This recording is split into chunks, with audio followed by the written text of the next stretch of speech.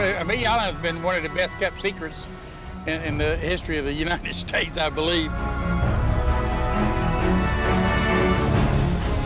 There are stories of pirates arriving here and putting their masted schooners in our harbor, the jewel of Amelia Island. It was once the back door to America because of the deep harbors that it had. When you think about the history, it's the old world coming to the new world. They definitely did bury treasure here. There's been accounts of people finding stuff all over this island. A little kid was playing out making mud pies, and he dug up a can, and it had like $30,000 worth of gold coins in it. You pick up something on the beach that's been laying there for over 300 years, you know that someone was here. All the Rockefellers, the Carnegies, anybody has been here. He would write these stories and introduce Amelia Island and Fernandina Beach to some of the wealthiest people in the world. And he would drive them to come back to Amelia Island in search of this lost treasure.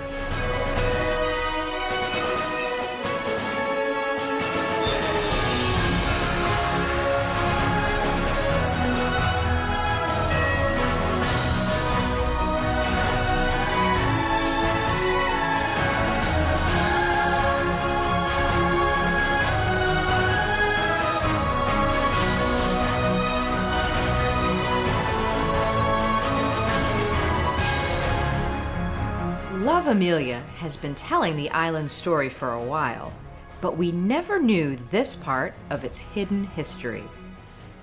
You could call it the real-life treasure island.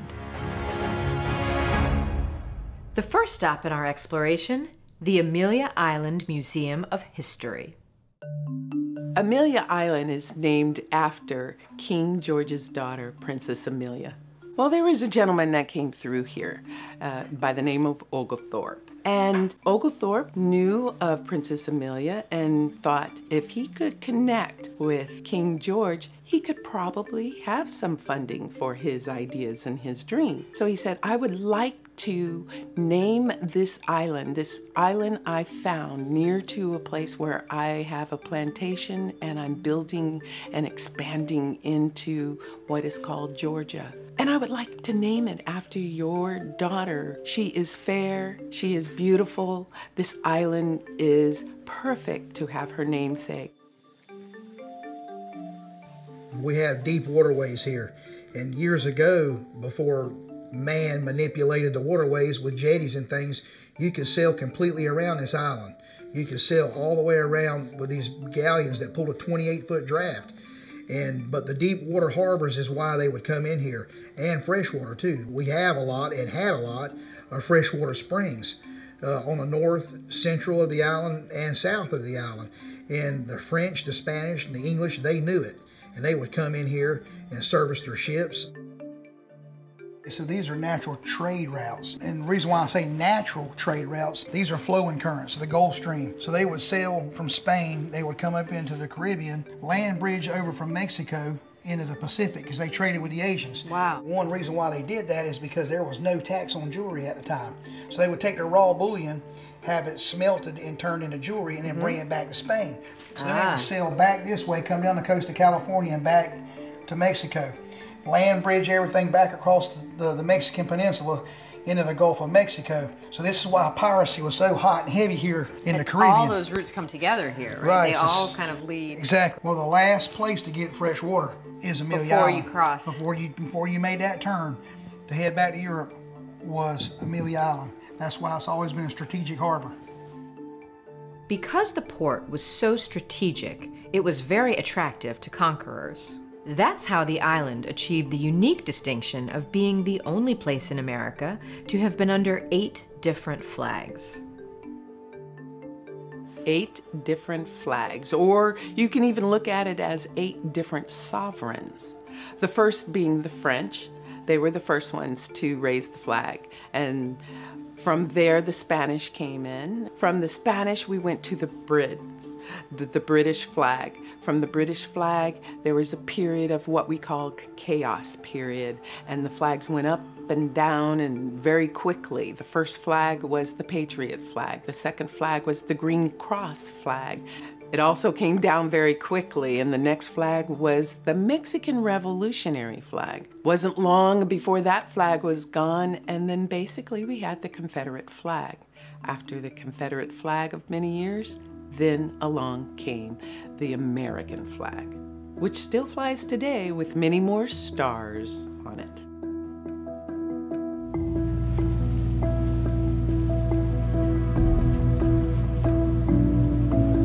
Amelia Island was one of the major shipping ports for hundreds and hundreds of years. The pirates used it.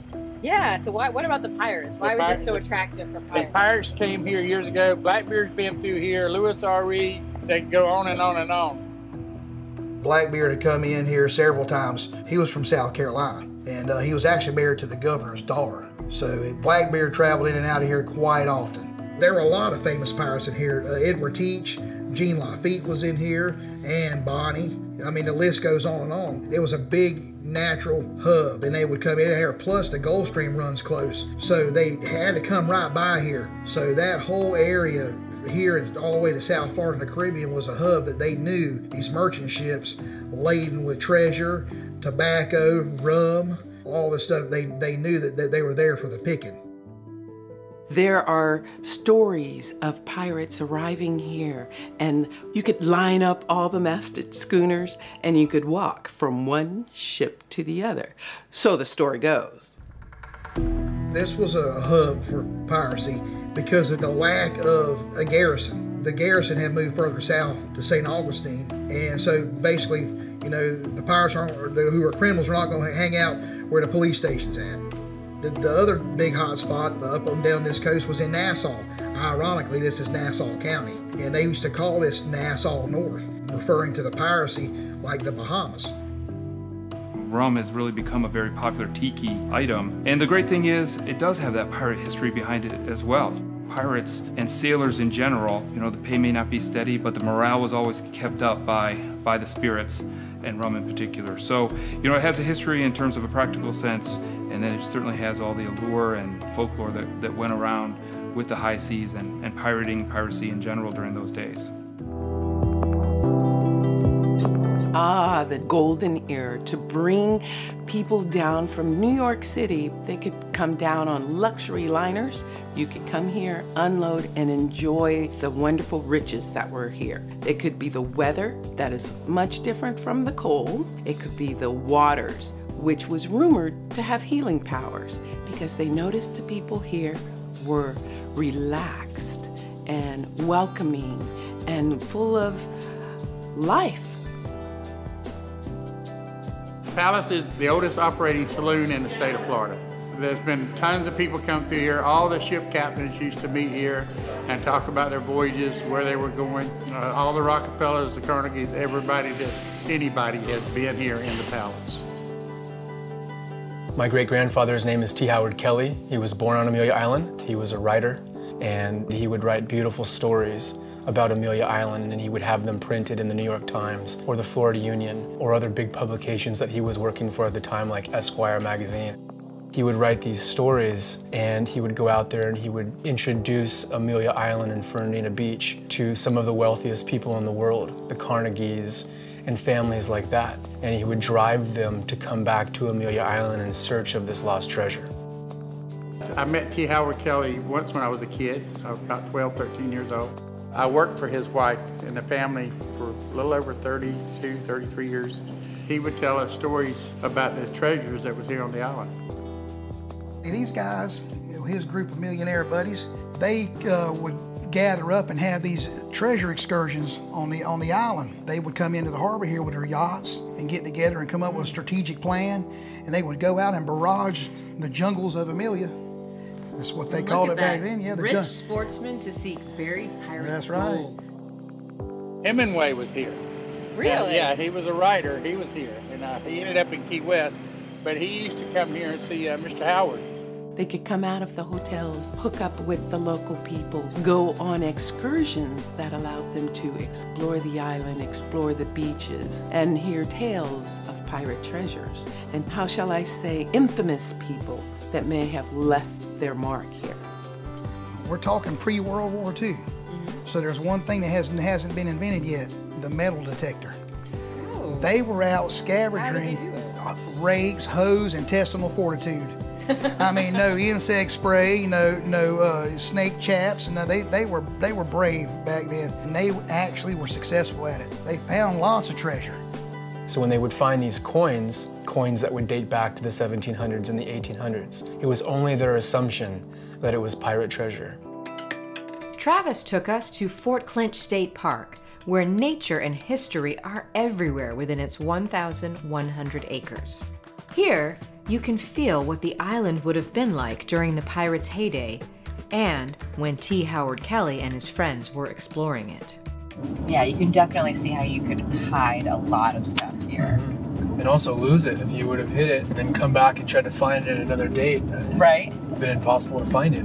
And if you're one of the pirates that was hiding from the law, it would seem this would be a great place to just kind of disappear. They'd never find you. Pirates stay close to their treasure.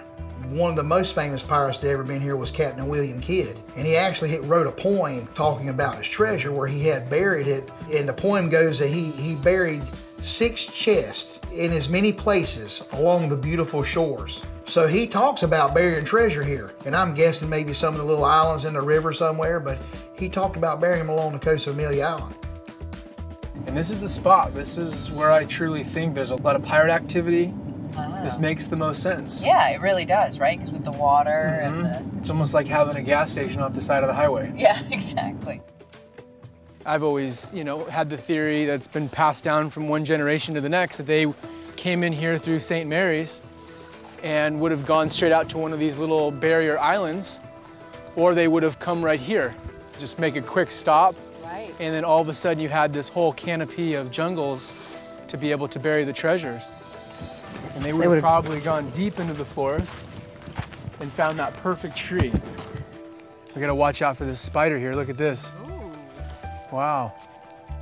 What I always thought was fascinating is the stories you would hear about some of the big pirates and how they would have all of their crew offload the treasure, and they would walk into these beach hammocks and they would look for the perfect spot. And as soon as they found it, the main leader pirate would basically assign his men to start digging up the hole to put the actual chest in.